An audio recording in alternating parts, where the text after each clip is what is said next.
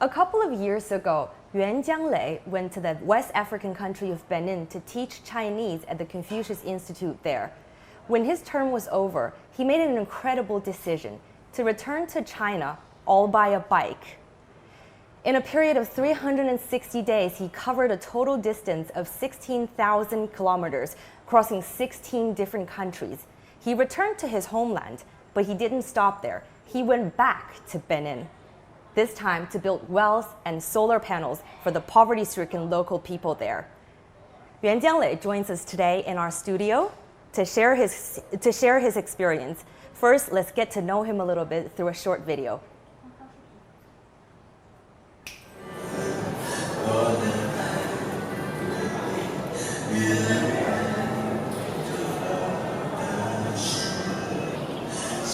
在北宁的孔子学院教了2年汉语之后，我26岁了。我们往往习惯于通过媒体来认识非洲、看待世界，甚至了解事物的真相。但那是真实的样子吗？非洲是狂野的吗？非洲是贫穷的吗？非洲是幸福的吗？我不确定。我选择亲自上路，我要用自己的眼睛和内心来感受非洲。2016年9月，我骑着单车从西非贝宁出发，花了1年时间，走过10个非洲国家。现在是在要了4个鸡蛋，还有现在离瓦加杜布还有100公里啊。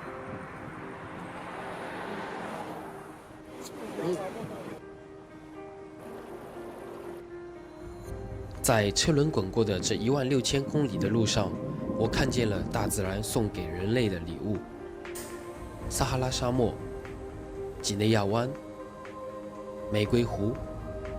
我尝试去理解异国的文化和信仰。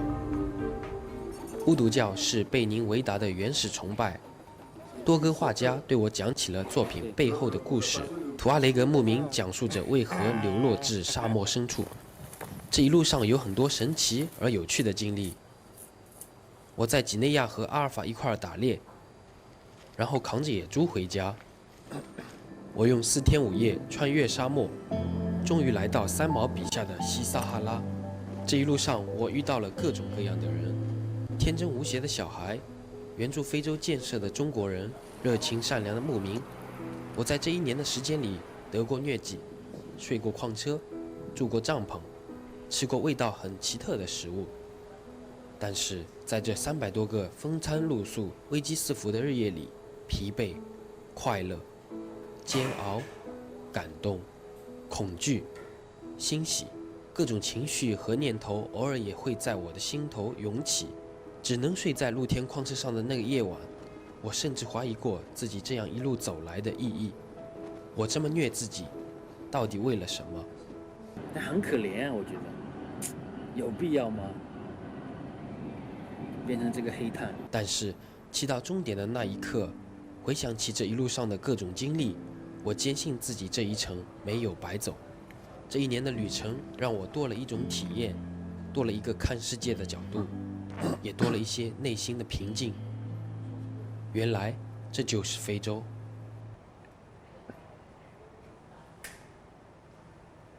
Jianglei, thank you so much for joining us for this chat. You filmed all of that along your journey back home. Yeah. How? Even the drone footage? I studied journalism when I was in university, so I knew a little bit about how to shoot in videos and photos, and I could even make small documentaries. So, because I have experienced a lot on the way back to China with bicycle, so I also want to share what I have seen to my friends in China, so that's why. Incredible journey there, but I want to come back to it later. I want to start from the beginning. So after graduating college, you decided to go to the West African country of Benin to teach Chinese there. Did you know anything about Benin or the African continent at all? To be honest, not at all. Before arriving in the country of Benin, I knew nothing about this country. The only thing that I knew, it was I mean, the country was located in West Africa. That's all. But know nothing about West Africa either. Yeah. I love how you speak English now with a combination of Chinese, African, and French accents. Yeah, yeah. Is That's that where true. you perfected your English? Actually, I learned my English in China. So since I stayed just a couple of years in Africa, and you know, most of these countries, they are former French colonial countries.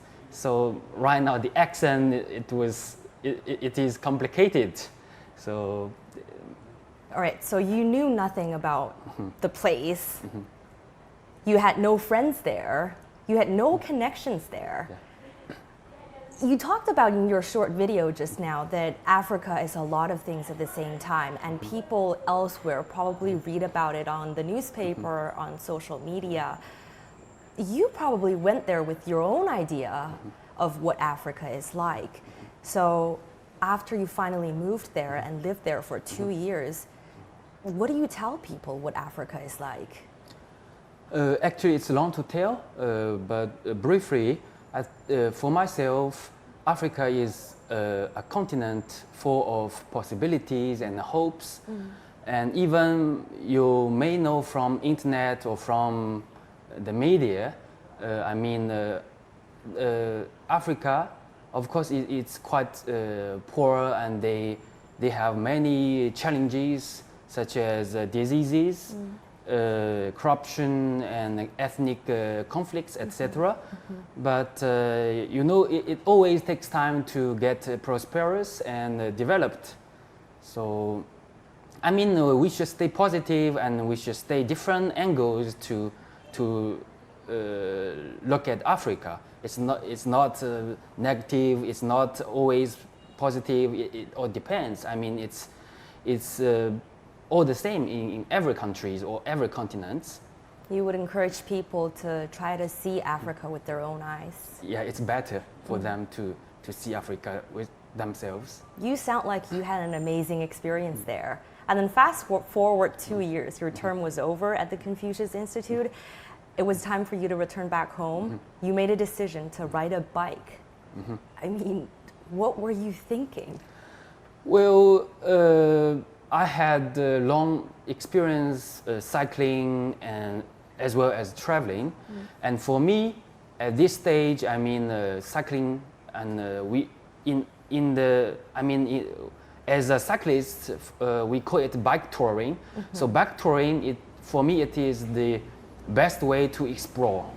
So I mean, it gives me a proper pace. I mean, I can stop wherever I want. And I have many chances to talk with the local people and experience what they eat and how they pass the day, you know. So that's why I decided to go back to China with a bike. Long story short, we talked about it before. 360 days, 16,000 kilometers, 16 different countries. I suppose it'd be stupid to ask you what the bike tour was like, because I suppose it's so many things at the same time, because you talked about it. You met so many people, experienced so many different cultures, tasted so many different kinds of food, saw different kinds of landscape. It's a lot of things all weaved together. So when you tell people about your bike journey home, what do you tell them? Is it possible to sum up your experience? I have experienced a lot. I mean, meeting different people and experiencing different cultures along the journey. So I can tell some stories later on. We can share some photos. Right. Yeah. We'll do that in the future, but continue. I mean, it's fear, it's tiredness, it's happiness, it's excitement. Do you have a dominating emotion? Well, mostly I did enjoy myself all the way, and I could control myself mentally, and on the road I never felt alone. And you know, since I'm an adult, and I was responsible for what I was doing. Right. So it's okay for me. Right, and you said that you wanted to share with us some photos that you took along the, how many photos? How many gigabytes? More than 900 Wow. photos and videos. Right, Yeah. more than almost 1 terabyte Yeah. of material that you brought back with you. Yeah. Precious memory. And here's one of them. It's this one.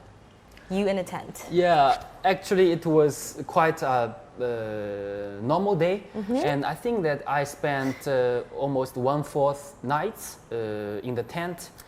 One fourth of the nights. That's like, about 100 nights. like 3 months. 3 months out in the wild. Yeah, Sleeping out in the wild. yeah. I brought my tent in my bike, on my bike. I mean, so I think it was not far from the border between Mali and Guinea.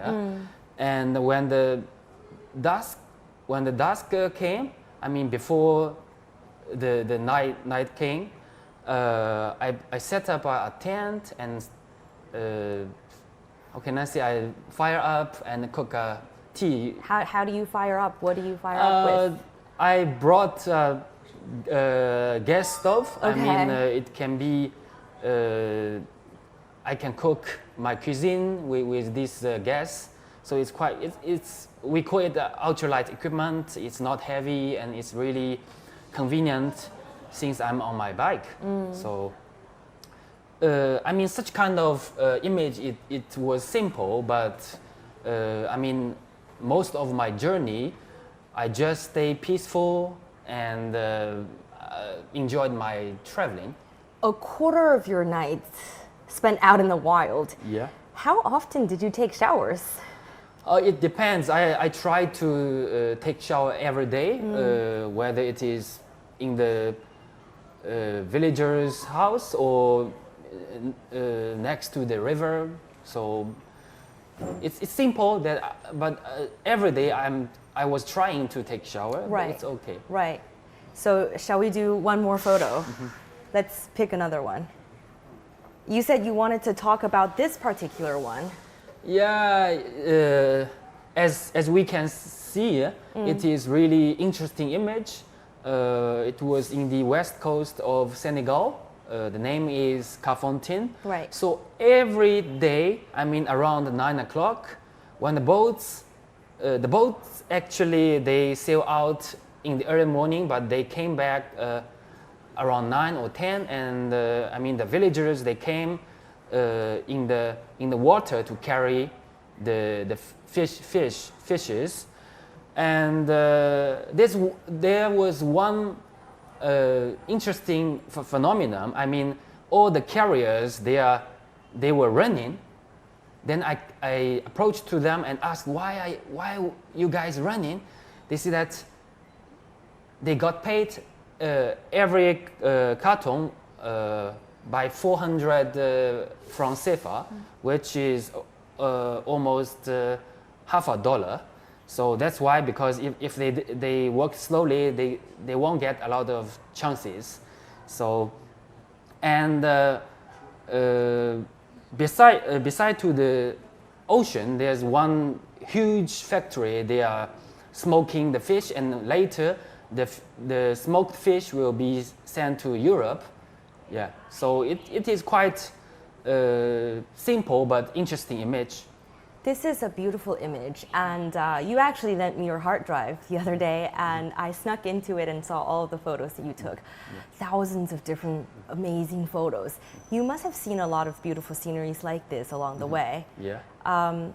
So you had no particular destination. Well, you had China as the final destination in mind, obviously, but you gave yourself the freedom to travel to all the places along the way and to just hang out with the locals and see different sceneries. Yeah, I mean, you know, different travelers, they have different, how can I say, intentions or way of traveling. But for me, why I travel, I want to enjoy and experience the culture. So, I mean, I need a proper pace. So normally I never set a goal, like I won't arrive in this city within a week. I never. So normally if I see something interesting, I will stop and maybe talk to the people for 10 minutes, maybe spend the night with them. So I did enjoy with this kind of pace. And sometimes, I mean, I set a goal that, I mean, today I should cycle 200 kilometers, but the result came to me that I never succeeded in reach that reaching there. destination. Yeah. Right. Yeah. So Was language ever a problem when you were trying to talk to the local people? I mean, in West Africa, it's okay since I speak African French. It was okay, but after Morocco, I restart my journey in Turkey. So there I speak English, and of course I learned some local language like how are you, I love you, and you talk with them with gestures and I mean, it's okay for accommodation and food. I mean, language is not necessary for traveling, but if you want experience profoundly, I mean, it's better you can speak the local language. Even just a little bit. Yeah, yeah. So that brings us to our next photo, and I remind our audience the next photo might be a little disturbing for some people. This one. It struck me quite a lot with the blood on your leg. Okay, it was in Burkina Faso, and I stayed the night in one villager's house, and they were really kind. As you can see, it's bloody, but actually I put the medicine on my leg. I got bite by the African flies, and it was really disgusting and suffering. And what's worse, I mean, the next day I got a malaria. Malaria. Yeah, which is really how can I say, which is a really serious problem in current Africa. Malaria could be life-threatening. It's big threat for me, and can you imagine that I was really strong physically and mentally, but at that time I cannot not control myself and my body. I mean, mentally I know that I need to stand up, but I can't. So I called one guy in the town, because at that time I was in the village and I vomited and I felt powerless. I came to know it was malaria. So I called him, and he came with his younger brother and picked me with a motorcycle, and he sent me to the hospital. And luckily it was malaria, not other disease. I mean yellow fever or Right. or other, because it's more serious. So luckily I stayed 4 hours. I stayed 4 hours and I recovered from that. So then I continued my journey. Yeah. Did you feel when you were ill that your life was in danger? It was kind of, and I mean, mentally, I was powerful enough. I was confident about myself, but I don't know, physically or biologically, could I overcome or could I recover from that? Yeah, this is the first time after, I mean, since my departure from Benin, that I felt powerless. I felt, I mean, Completely out of control. yeah, that's it. You showed me photos of you in the hospital, but obviously you didn't have the energy Yeah. to film yourself when you were very ill. Yeah. What were you like back then? How can I say? Stay in hospital. I mean, at that time, actually, I was a little bit better. I mean, psychologically or physically, and I mean, but I believe in myself. So it's okay. Just 4 hours for the recovery, and I could start to eat and get some drinks. Yeah. How did you know anyone to call in Burkina Faso? Yeah, it's how can I say it might be my advantage because when I approach two people, I talk to them with confidence, I talk to them gently with specific Beninese accent, so people regard me as a serious person, as like a man who has stayed in Africa for a long time, so they have confidence on me, they have trust on me, so we can build a friendship just after chatting, 10 minutes chatting. Oh, so the two brothers that you called were new friends. Yeah, that new you friends met in Burkina Faso. in the same day. Wow. You're lucky you got their phone number, or you'd have that's no it. one to help Yeah, you. yeah. So along the road, you must have gotten the help of so many African people and people from different parts of the world. Yeah, plenty of. Yeah. Probably wouldn't have been able to make the journey without these people, right? Yeah, for sure. I mean, I do. Even now, I do appreciate those who give me a hand. Yeah. Right. And we're just getting some comments from our internet users who are watching us online. And one friend actually called you a walking dictionary or encyclopedia.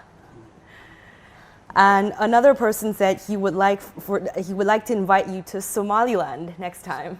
Have you been to? I've never been to Somaliland, but I'm curious about this country. I heard about it, so I would like to visit.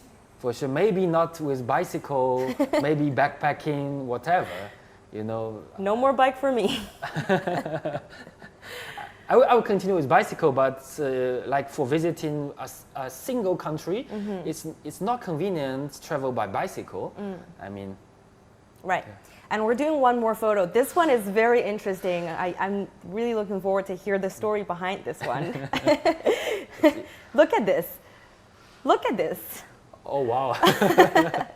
What happened to your face? I look like a miner actually. Okay, but to be honest, this is I love the photo most along my whole journey. Right. It was in the world's longest train in Mauritania, and after staying in Mauritania for 26 days, so I have limited time to get out of this country. Your visa was almost up. Yeah. So I just have 3 or 4 days. Then I hitchhiked the iron train. Iron train? Yeah, from Attar to Nouadhibou. So actually it's a long story, but I won't talk it briefly. I got on the train and sleep on the iron, and in the night. You didn't have enough to ride a bike out Mauritania. Yeah, out of Mauritania. So this is this is the only way to get out legally in this country, out of this country. So, I mean, in the night, it was cool. I slept on the iron, and ahead of me, I mean, I can see the billions of stars and a clean and starry sky, and I slept with the ships. Can you imagine? You know, in China that we have kind of it's not proverbs, but we think that if you cannot fall asleep, you can count sheep 1, 2, 3, then you fall asleep quickly.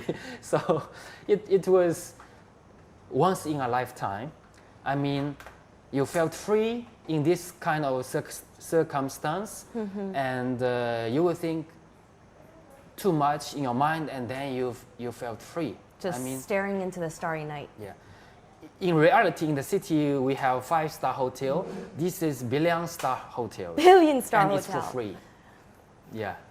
So second day, I came to find that I looked like a miner, but that's why I got a selfie, and I love this photo. And then you turned the camera toward yourself, and then you said something toward the camera. You said, "I look ridiculous. What am I doing this for?" Yeah, exactly. So there were moments along the road when you doubted the purpose of the journey. Yeah, there's, moments that I want wanted to quit the journey, but it was moment. It's not time, just for 10 seconds. Right. Then I recovered from the negative sides. I mean, normally I always stay positive about my journey, about the people, about the culture. Yeah. There were moments when you wanted to quit. Were there moments that reason took the upper hand and you told yourself, you know, I might get myself killed? I mean, with malaria and sleeping out in the wild. Did that thought ever cross your mind? Well, there was one time, as you said, I slept in the wild.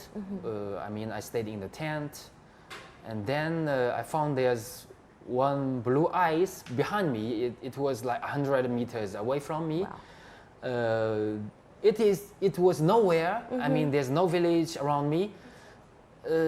I was scared. I mean, then I set up a fire, but after several minutes, I settled down to rethink. I mean, this is not a national reserve area, and West Africa is not famous for its wildlife.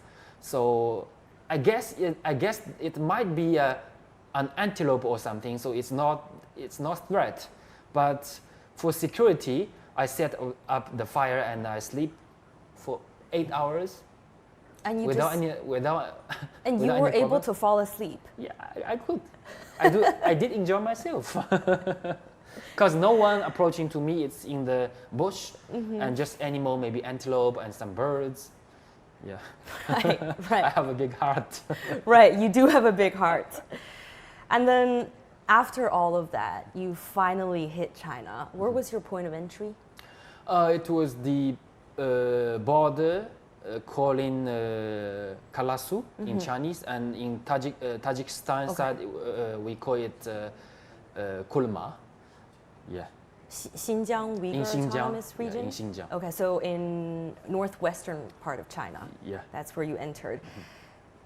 How did it feel like finally back at the motherland? It must be such a mixture of different kinds of emotions. Yeah, I mean, in my mind, before entering, I mean, the day before, I foreplayed in my mind that what would it be? I mean, the image when I entering the border and see some Chinese. And actually, the day when I entered the border, there's one little bit fat soldier. Till today I could remember. He's from Anhui province, which in the eastern China. In eastern China. He came to me and shook my hand strongly. He said, welcome back home. At that time I was emotional, I cried. So I know more. I mean, in foreign countries, it's in my land. We speak the same language and we have spectacular sceneries, landscapes. So it was a moment that I will never forget. But you must also be a little bit sad for having completed your bike journey. You're right. Actually, in my last countries, like in Uzbekistan and Tajikistan, I felt lonely. I felt down, actually, because my journey was almost over. And I don't know when will I start again. I mean, traveling around the world. Because traveling, for me, it's simple, and I do enjoy, but come to reality and live, you know, you should build your business, establish your family, and it's quite difficult in China. And I mean, but I stay positive. I'm hopeful I can realize my dream as well as build a home. So right now I'm still on that. I could balance between the dream and the reality. Yeah. And one of our CGTN internet users, Silly Hu, said, "What an amazing adventure you had. You made it, and thank you for sharing with us this crazy world." Thanks for sharing with us, Jianglei. So you're back in China, and many people would say that that's a once-in-a-lifetime experience. The amount of distance that you cover, the amount of days. the amount of stuff that you saw along the way. But that wasn't enough for you. You're like, I'm going back to Africa. Yes. This time for what? Okay, actually, I came back to Benin again in late March of 2018, and actually I got some sponsorship when I was traveling, and they sponsored me every kilometer $1, and I raised $16,000 finally, and I actually this fund I used for. Was the sponsorship something you negotiated beforehand? No, actually it was on my journey. I mean, before departure, I got nothing. I mean, I travel myself, and with the $16,000, I went back to North Benin and built a well and a solar panel system for the village. And the village name is Nipuni. Actually, Nipuni. It is just 2 kilometers away from the national park W, and actually this is the biggest natural reserve in West Africa, where you can see a lot of elephants and hippopotamus and monkeys and antelopes, etc. And but the situation, since you know this place, we call it in Sahel. Yeah, there's not much rain. I mean, it's really hard for them to get water. The villagers told me that they should walk 22 kilometers to charge their mobile phones. Wow. And the nearest well is 2 kilometers, but you should pay like 10 cents for every 25 liters. So you have to walk for 2 kilometers just to get water. Yeah, and it's paid. And it's paid. Yeah. And 22 kilometers. 22 kilometers just to charge your phone. Yeah, and with their bicycle. Yeah. So I mean, when I was in Benin, I had a lot of chance to visit every corner of this country, and I had been there. So that's also the reason I want to build a well and solar panels there.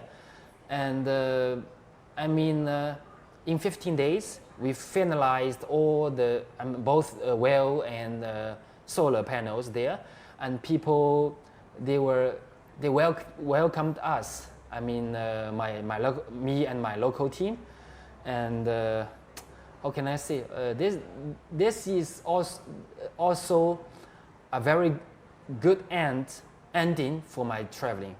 Yeah, because I got a lot of help from the local people. Right now, I feedback for them. You wanted to help them in return. Yeah.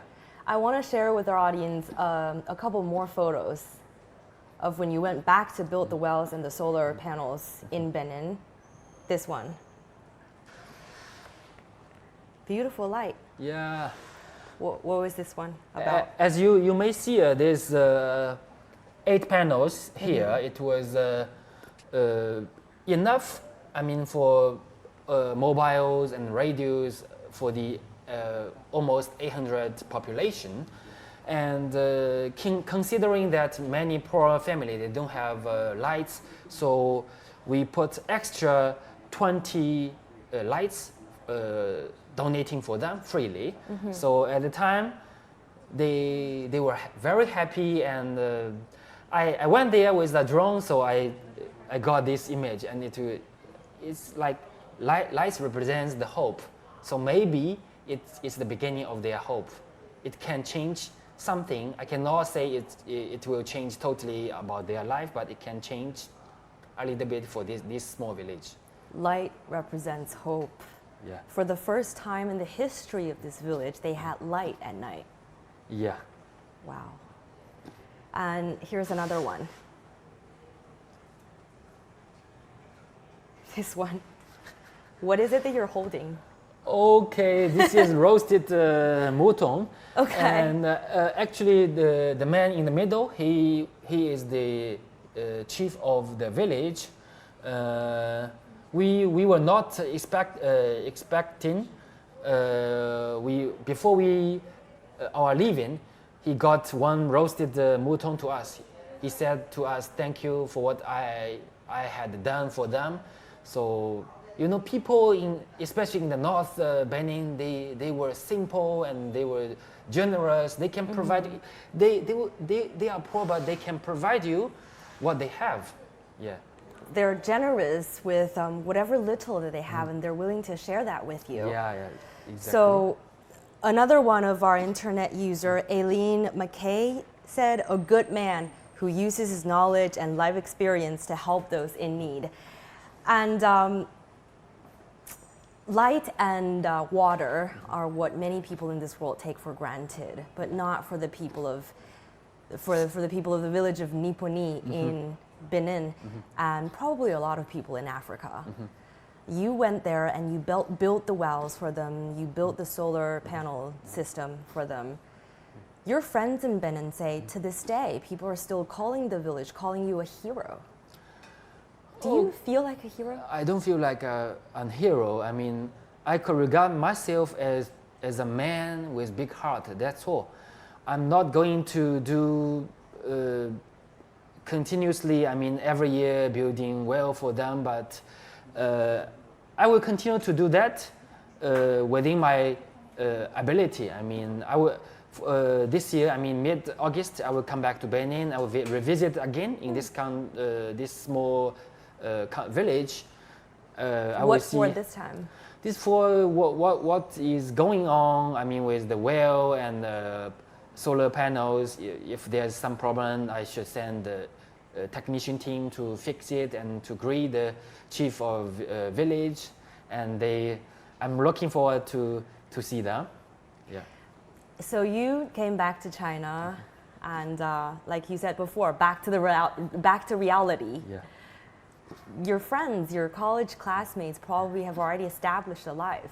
They've already excelled in life. They found good jobs, probably started good families. What do you have?